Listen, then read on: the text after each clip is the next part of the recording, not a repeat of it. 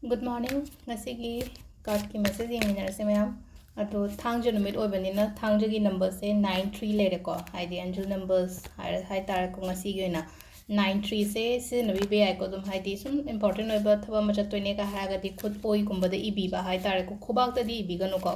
khudang gumba kai gumba hai tar antraga pambom kadang chakhala gumba ira so ko. Haidi mi waning den haraga di adu malere aduga color sina ko black or purple ani shige manungda amasina bibe ai ko adi nga sige oina do hambada koi card ki message yenga se aduga kena tawrasiro haidi timing so haijara age ko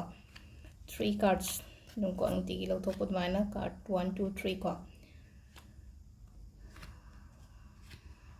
koi first kiss se ko hambala ise ko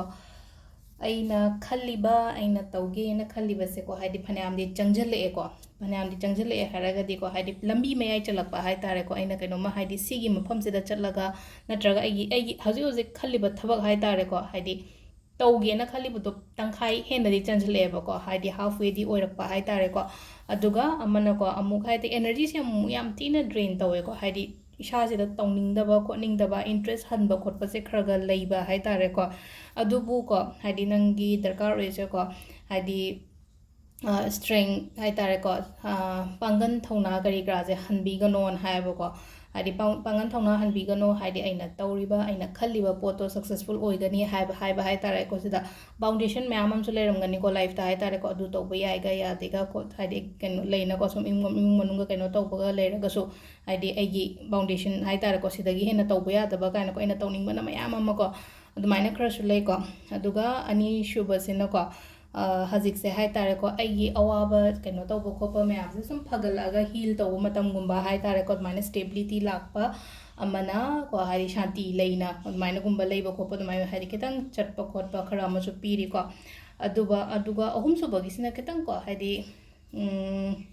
conflict ओइरे को खतंग को ngasi goina haraga de ko ayaringa avoid to bio haidi khatna ba kaino sogum ma'am से को हादि ego clashes कुंबा गा लाकपा हाय तारे को थम फम दने का हारासने को हादि मी दुसो आई opposite person दुसो हाय तारे को हादि मागी ego शो तो अखोइ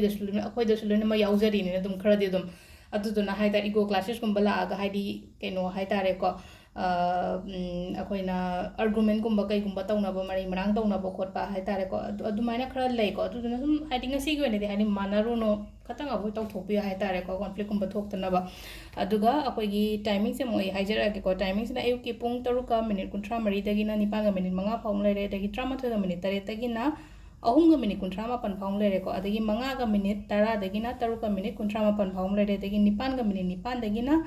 13 मिनिट 3 फाउबा सिसिना नुंदांगिनी को अदुगा नोंगलमदागिना अमुक 3 मिनिट 53 दैना 5 मिनिट 3 फाउबम लेरे को सिसिना अखोइगी ओइना हाइतार को ngasiगी ओइना टाइमिंग अफबा को अदुगा सैटरडे ने यारिङै क्लेंजिंग रिलीज करी क्रा सगुंबा मैम से लोइना तौबियो को हादि क्लेंजिंग हारगदि इमुंगी क्लेंजिंग ओइरो चक्का पोचै अमोदा काई करी क्रा लोइना मल डिस्कार्ड तौबिबो खोपिबा अदगी सम वखन नुआइतबो खोतबो लेरगदे हाबदो हादि चे मद ब्लैक मचुगी पेन अमना लोइ थोगा हाइतार शेगार लंगथोखोबा आइना पामदबो पोत मैम दो हाइतारे को सिदा लेरे को कोइ ngasiगी daily card message से को